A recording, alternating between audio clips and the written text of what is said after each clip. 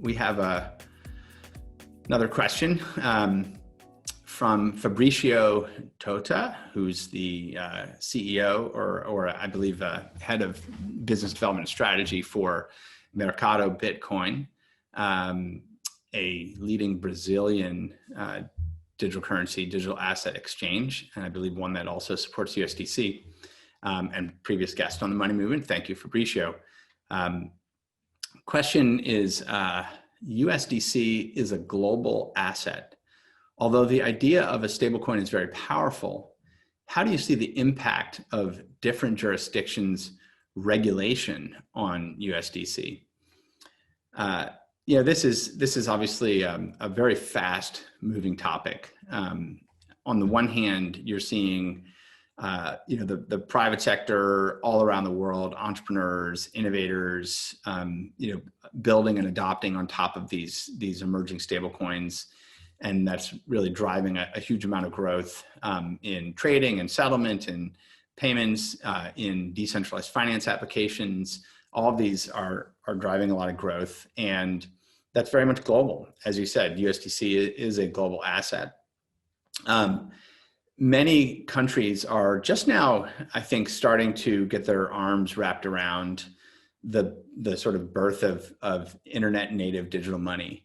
And some of that is really focused on rules and regulations around firms within their countries that are going to participate in these markets or provide, services to people and businesses, and making sure that they're registered, licensed, have anti-money laundering programs in place. I think that's by far the most common thing.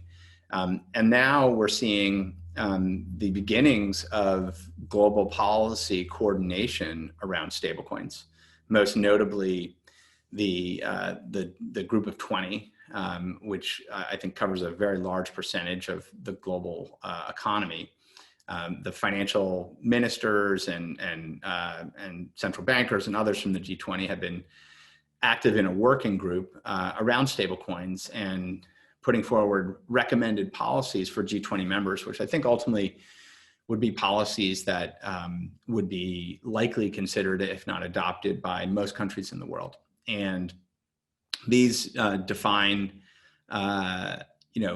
expectations for how financial firms, issuers themselves might operate on a global basis. And I think that kind of commonality is going to be really, really important because, as you say, a digital currency, whether it's a digital currency like USDC or a native digital currency like Bitcoin, are inherently global. They exist by definition everywhere the internet exists, and even beyond.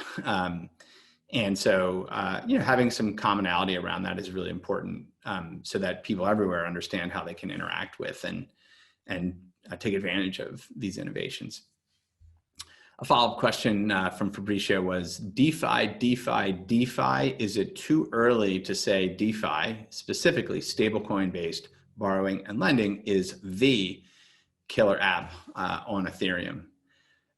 It is interesting. I think the synthesis of stablecoins and decentralized finance protocols, that synthesis together appears to be the killer app on Ethereum right now. It's been a tremendous amount of growth and activity, and I think they're mutually reinforcing, right?